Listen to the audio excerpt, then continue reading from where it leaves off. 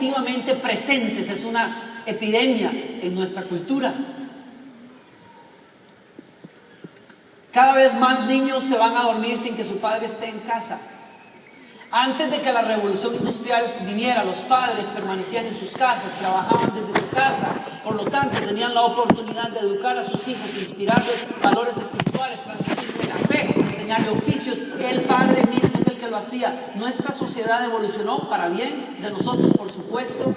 Hemos creado riquezas, hemos expandido la tecnología, la ciencia, etcétera. Tenemos un mundo que no quisiéramos regresarlo atrás. Es buenísimo lo que ha pasado, pero ¿a costa de quién? A costa de la familia.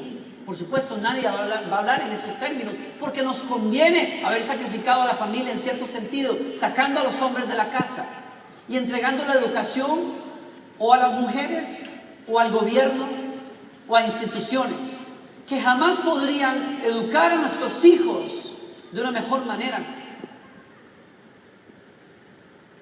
aunque académicamente pudiera ser mejor. La ausencia física paterna es hoy el problema social y familiar más importante que enfrentan los Estados Unidos. Así lo dice el señor Glenn Stanton, que forma parte de una institución que se llama Focus Family Insight. Y en un documento que dice o se llama Notas sobre la investigación del desarrollo familiar global, y apareció en internet el 19 de junio de 2009. Brian David, Cosas de Padres, un artículo que sale en internet, está citado en un libro muy bonito que les recomiendo, que se llama La Resolución, y él dice: las investigaciones arrojan resultados asombrosos. Los presos, los drogadictos, los marginados, los delincuentes y los violadores tienen algo en común, y él contesta en ese artículo: la abrumadora mayoría proviene de hogares con ausencia de padre. Las familias sin padres son las responsables de mucho más de la mitad de los suicidios juveniles, así como de la mayoría de niños con problemas de conducta. Los niños tienen 20 veces más posibilidades de acabar en prisión si su padre no es parte activa de sus vidas. La ausencia del padre también afecta a la salud física de los niños. Hay otro artículo más interesante que dice: los niños sin papá presentan un índice muy superior de incidencia de asma, dolores de cabeza, trastornos de ansiedad, depresión y problemas de conducta. Les puedo dar también la fuente a los de ustedes que quieran averiguarlo o quieran leer un poquito más de eso. Tienen más posibilidades de consumir drogas y de cometer suicidio. Y otra fuente más, en un artículo que escribe George McDowell, El padre que yo quiero ser, es un libro más bien, él dice: los hijos que cuentan con sus padres rinden más en la escuela, tienen mejores habilidades sociales, mayor autoestima, y es más probable que se aparten de la conducta delictiva. En un artículo, una parte más de ese artículo, habla de las mujeres, de las niñas, y dice: las niñas con padres presentes suelen sentirse más seguras y son menos propensas a padecer desórdenes alimenticios, problemas de identidad o de iniciación sexual temprana en la adolescencia. Todo eso simplemente porque el padre esté presente.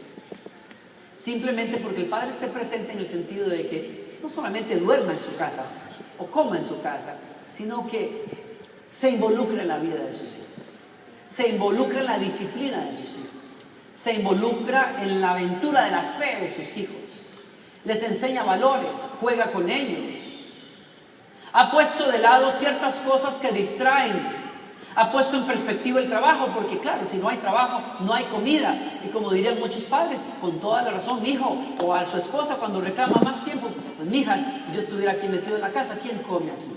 No podemos comer, yo tengo que trabajar. Hijo, sí, quisiera estar contigo, pero tengo que trabajar. Pero hay padres que han sabido de alguna manera decir: podría vivir mucho más cómodo aceptando ese otro trabajo o esa otra tarea o ese tercer trabajo, pero yo decido vivir dentro de unos límites con tal de poder pasar un poquito de tiempo contigo.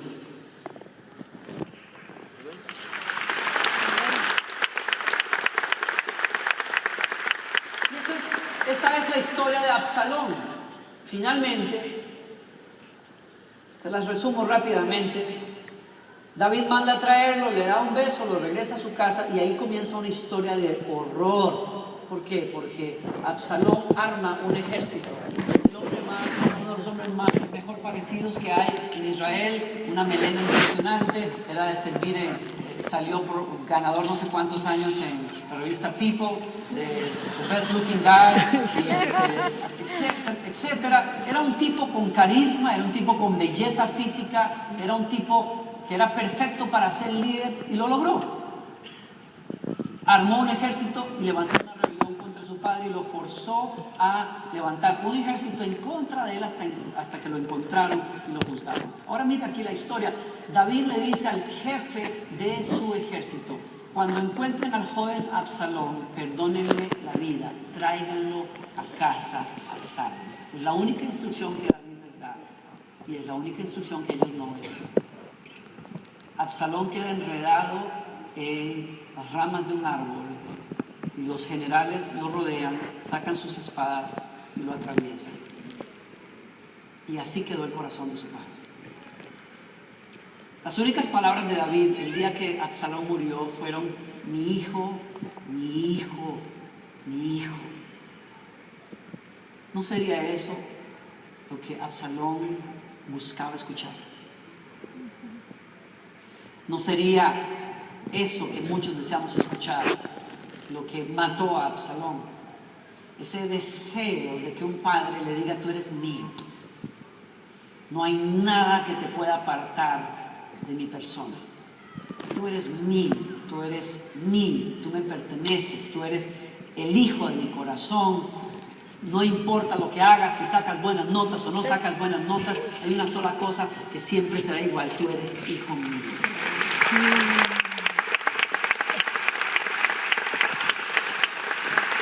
Es que la realidad es que muchos de nosotros no escuchamos esas palabras, porque no fueron criados nuestros padres de esa manera, y por eso es este mensaje, porque realmente los hombres necesitamos aceptar que el Padre Celestial nos ha dado un gran privilegio a nosotros. No solamente nos dio el privilegio de ser progenitores y dar vida, sino que también nos da el privilegio que es el de caminar la vida junto con nuestros hijos, guiarlos a lo mejor, darles el ejemplo de la fe, buscar a Dios primero, ayudarles a encontrar un lugar de disciplina, enseñarles cómo se comporta uno, enseñarles su valía, hablar sobre ellos bendición, decirles cuánto significan para nosotros, etcétera, etcétera, etcétera. Todas esas cosas no son otra cosa más que simplemente estar presente.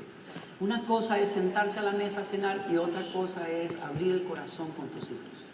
Una cosa es llevarlos a un partido y otra cosa es escuchar sus sueños. ¿Cree usted que es demasiado difícil? No es. Tu sola presencia, tu interés genuino en tus hijos, el pasar un poquito de tiempo de vez en cuando con ellos, lo más que puedas, preguntarles cómo se sienten, cuáles son sus sueños, con quién están peleando, a quién quieren partirle la cara en la escuela y por qué, y cómo le podrían partir la cara si es necesario. Vamos a editar eso.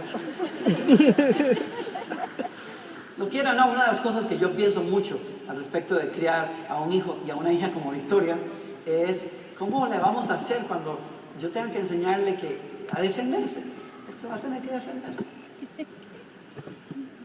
¿Cómo le voy a hacer? ¿Cómo lo hago como cristiano? ¿Sabes qué le digo? Dile: ahí te va en el nombre de Jesús. Más bendiciones dar que recibir. O algo así, ¿no? O sea, yo sé que no me vean así. Yo sé que no es la enseñanza que les voy a dar, pero a lo que voy es, voy a tener que enseñarles ciertas destrezas, voy a tener que enseñarles ciertas cosas. Mi reto para ustedes: ¿está dispuesto usted a tomar su lugar? Porque mire, la pasividad de David fue terrible. Hubo silencio, hubo falta de cercanía con su hijo y eso lo mató a su hijo. Eso es lo que pasa con los hijos cuando no tenemos a un padre presente. Conozco la realidad de muchos acá. Muchos de ustedes están en este país solitos peleando por sus familias allá en su país. Hoy están ahorrando dinero, sueñan un día con regresar. Yo le pido al Señor que si tiene que regresar, regrese lo más pronto que pueda. Nunca creería yo haber dicho esto acá, pero se los tengo que decir. ¿Por qué? Porque su hijo no va a entender. Su hijo no va a entender que usted le haya comprado ropa, que usted lo haya mandado al colegio y haya hecho cosas buenas por él si usted, que es el tesoro más grande de él, no estaba ahí. El tesoro más grande que usted le puede dar es estar.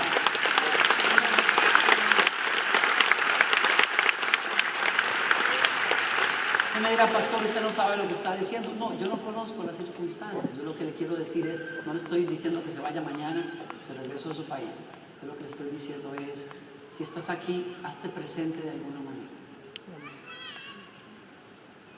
Estás presente para tu hijo cuando quiere tener novia y no es edad, cuando quiere tomar una decisión por una carrera y no sabe por dónde ir.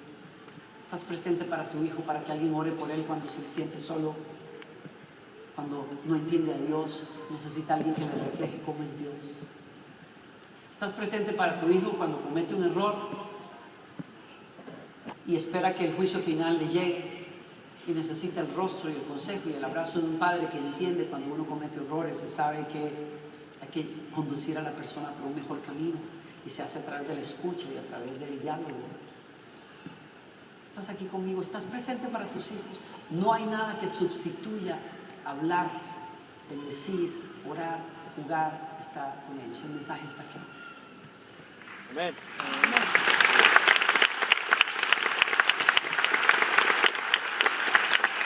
Proverbios capítulo 20, verso 6, lo dejo con ustedes.